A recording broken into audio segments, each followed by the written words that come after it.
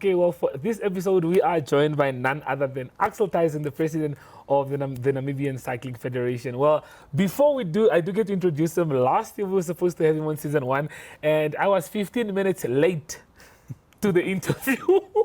And Axel just picked up the phone and Axel said, I remember your words were, you know what, it's fine, just turn around. I'm not angry. I just work with time and we'll do this some other time, maybe in September. Mind you, this was in June and he said maybe in September. But I'm so glad we get to have him on this season 2 on our 3rd episode for this show. So Axel Theissen, how are you doing today? Brian, welcome. Nice that we've a few months later finally connected, and welcome to this session with the beautiful. We've had the first rains in Namibia by now, so it's a special episode, hopefully, which you will broadcast very soon. Yeah, no, definitely. I'm loving it here. The view is amazing. I'm sure you don't get tired of this view, but Axel Theissen, let's get right into it. Let's not waste any more time. As we all know, you are the president of the Namibian Cycling Federation. Yeah, just let us know, when did you get into cycling? And yeah, apart from you being the president, how did cycling become a thing for you? It actually goes back many, many years. As you would possibly know, cycling is about, or Windhoek Paddle Power as a first club is about 38, 39 years old this year. And my dad, Klaus Theissen, actually is the father of cycling in Namibia. He started Windhoek Paddle Power, he together with Arto Kuppe at that time. Arto Kuppe is no more, he passed away a few years ago. But the two of them started Windhoek Paddle Power, and then my dad also started the federation. So for me, when I was asked whether I would join the federation, and together with my career in cymot, and I was knowing that I would be stepping back and taking it a bit easier, I thought, why not dedicate the time? Giving a financial contribution is easy, but giving a time contribution as an executive is a lot more difficult. So to answer your question, I've been involved with cycling since a very early age, like 14 years of age. Sure. And with the Nedbank Cycle Challenge, the biggest ride under the sun, emanating next, or this coming weekend here. I've got my certificate here of many years ago, exactly 35 years ago, where I finished 8th in the what is now the Nedbank Cycle Challenge overall, 4th in my age cat and 8th overall. So I've been cycling for many, many, many years. Okay. Can you speak about your biggest achievement in cycling? I want to get straight to the point, because we were speaking behind the camera and you were talking about how you got into cycling at a young age, like you just said. And yeah, just speaking of your biggest achievements in cycling, can you mention a few off the top of your head? One of the most favorites events is definitely the Cape Town Cycle Tour. I studied in Cape Town. I've been living in Cape Town for 5 years. I've done 27 Cape Town Cycle Tours, more than half of my age. And not many people can do so. And I think together with George Thiele, George and myself are leading the ranking in terms of the Namibians that have competed in the most Cape Town Cycle Tours. Yeah. But the biggest advantage goes back again also 35 years ago. This is the medal with the Namibian Cycling Federation when I was 18 and I won the junior national title, road title, exactly almost to the month 35 years ago. That's in so have this 1989. wonderful relic. And this, I've obviously kept it. It means a lot to me. I was a national champion when I was under 18. Yeah. And that's where I want to give back in time to the future, to the kids of Namibia that see this medal as well and say, I want to be the national champ as well in my age group. Yeah. And represent Namibia ultimately, which is the biggest accolade for any athletes to be able to represent Namibia internationally. Okay, this carries so much value, because I mean you've kept this since 1989. How old was I then? I think maybe. Oops. Yeah, no. Let's not talk about that. But yeah, I will be taking part in the Nedbank Cycle Challenge actually. That's great I'm to doing hear. the 30 kilometers. Michelle somehow forced me into doing it, and yeah, but I'm not complaining. You will really not excited. regret it. So I'll just be doing 30Ks. So for me, that's taking part in it on Sunday. Word of advice from a great. How should I go about it? I haven't cycled probably like in the last 10 years maybe.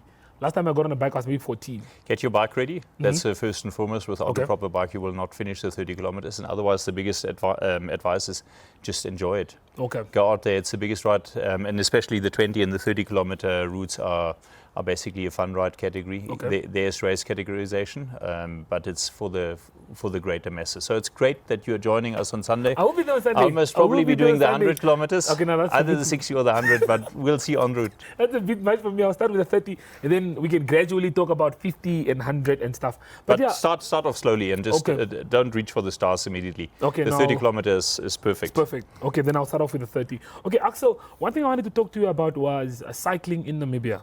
As in a whole, based off where you started and where it is now, how do you think cycling has grown? How do you take on the growth of cycling in Namibia? I must give accolades to the committees that were there before, and I know them most by name. But the previous president that served for many years is Rolf Adrian, Vera Loser's dad. And they put a lot of passion and energy into the federation. Nick Duplessis is currently the person heading up the race portfolio, and he's been with the federation for 8 years. I've now led the federation for close to 4 years. And I think my biggest aim has always been to put structure into an organization where a group of volunteers are sitting together all at their own free time and defining a collective picture. And you can actually run it like a company. A federation also has to have a vision statement, a mission statement, know what you're doing, know exactly who your stakeholders are. And with that structure, we can build up, and cycling has grown. Most probably we are one of the best run sports codes in Namibia. And any sport without sponsors is not getting anywhere. So we need to attract the big corporates to continue sponsoring cycling. And cycling is also one of the very few sport codes that has participated in each and every Olympic Games for the last 30 years and representing Namibia proudly.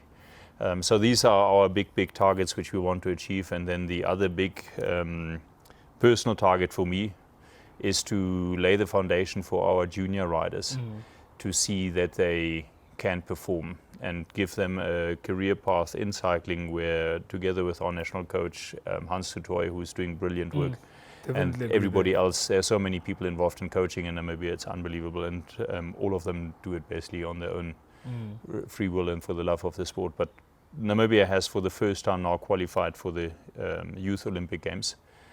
That's the Olympic Games for the under 18s, under 16 and under 18s, and that's something which we've never had. So for the first time in 2 years' time, we'll be sending under 18 athletes to an Olympic Games so that they get accustomed to what that huge international exposure is.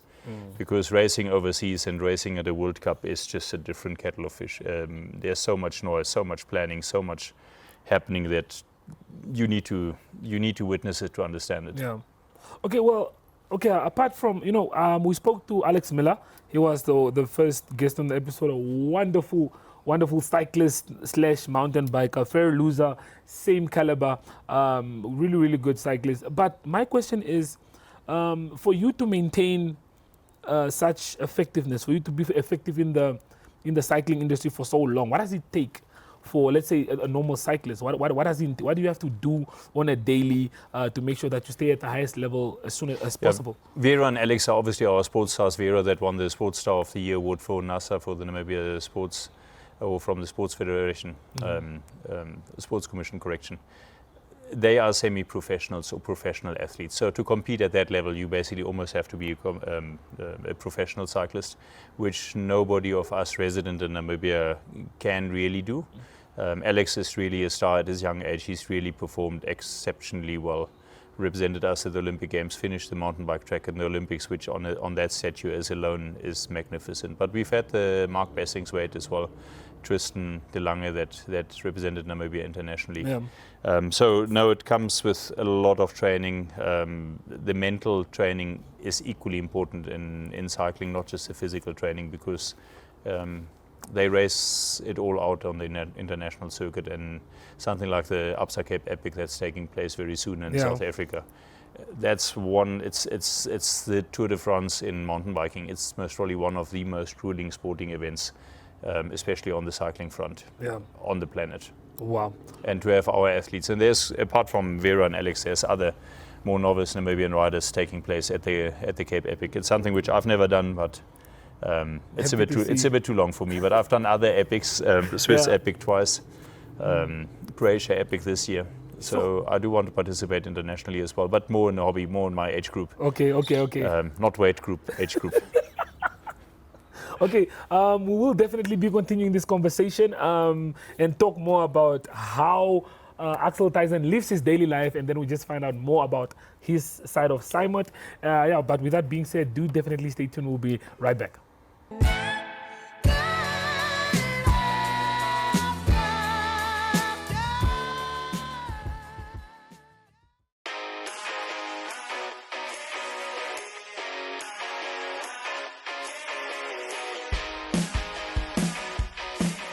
Your life could change at any second, but you'll never know until you take the chance. With sports betting, number games, and online casino gambling, JSB is your best bet. Will you be Namibia's next instant millionaire? Place your bets easily online at jsbsports.bet or at any JSB location nationwide. We'll take you to the action anywhere, anytime. JSB, where the next instant millionaires come to play. Strictly no under 18s. JSB supports responsible gambling. Winners know when to stop.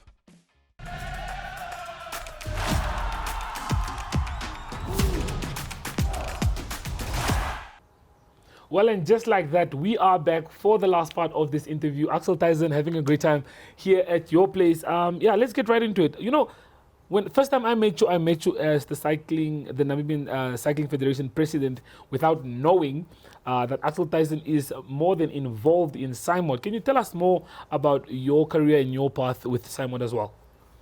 Having returned back from Europe many years ago, and after my studies in Cape Town, I started in January 97. 1997. So exactly 27 years ago on the 27th of January, so I can easily remember that. Wow, okay. And worked my way up through the organization. For the last 20 years, I've been first managing director, then chief executive officer, CEO. And then for strategic reasons and other personal reasons, I decided to hand over the CEO responsibility to my successor. And currently I'm serving as the executive chairperson of the cymot group. There are more companies under cymot now, but cymot is the most well known. Yeah. Okay, well, I know you as a person who is very organized. You work by the number, to the T, this time, that time, this goes in this time. How do you manage all of it? How do you manage cymot work? How do you manage Cycling Federation? How do you squeeze in time to get on the bike and all of that? It's a good question. At times it gets very, very tricky. Mm-hmm.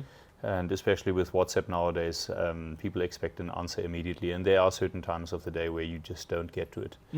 It's physically impossible. And I'm an early riser. I swim a lot apart from cycling. I do swim a lot to keep fit. Okay. So you will see me at 5:15 in the swimming pool if you know where I'm training. And then in the evenings, there's quite a few Friday evenings where the battery is pretty empty. And then you're looking forward to a relaxing weekend to recharge the energies for the next week. Yeah.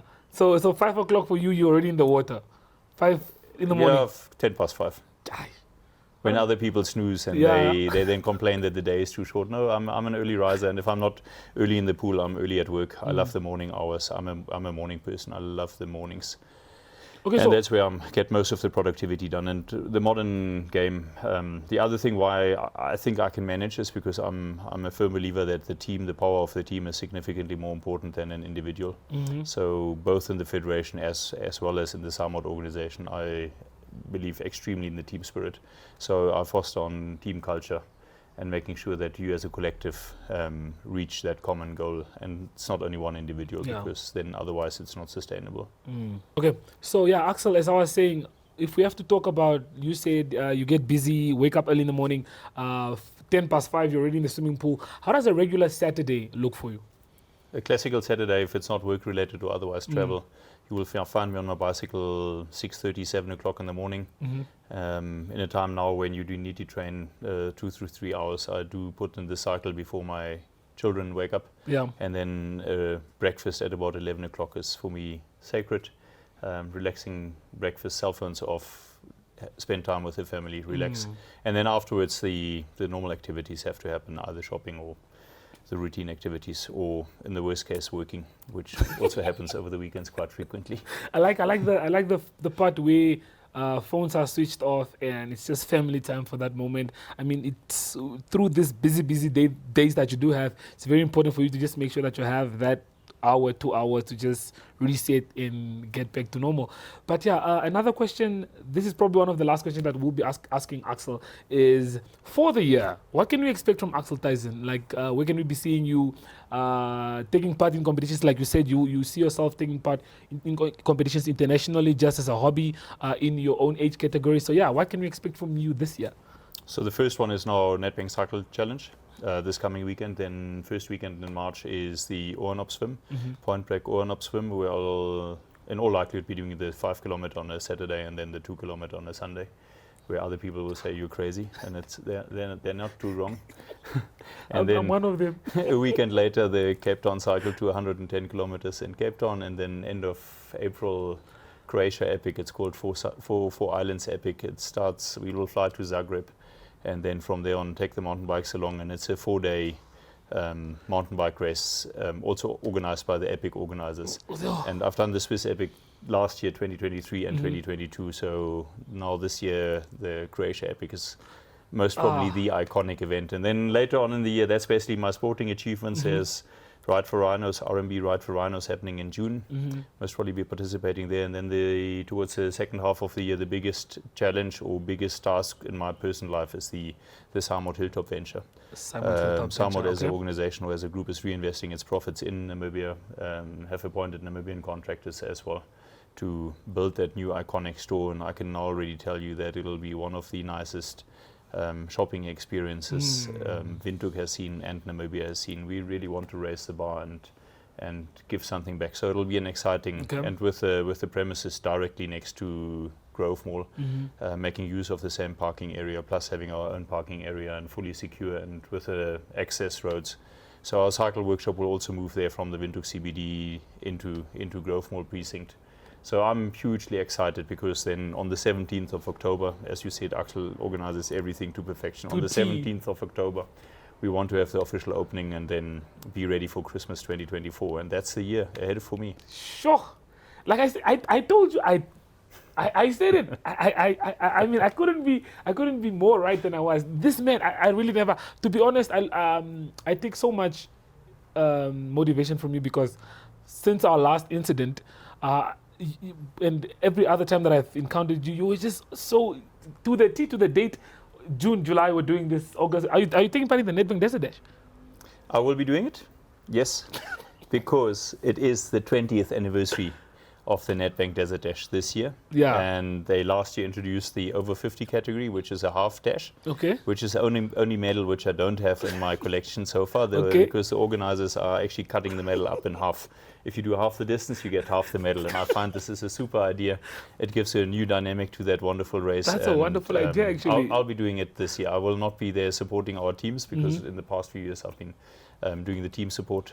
This year you will see me in the saddle. Okay, so you'll be doing the half dash for the half medal. Half medal, yeah. Okay, I think I don't want to talk too soon about Nedbank Desert Dash. I think the Desert Dash is a bit much for me. But yeah, hearing about everything that Axel is doing is crazy. It gives me a headache just thinking of everything. It's not normal. It's not something a normal person would do. You're starting this Sunday with the 30 kilometers.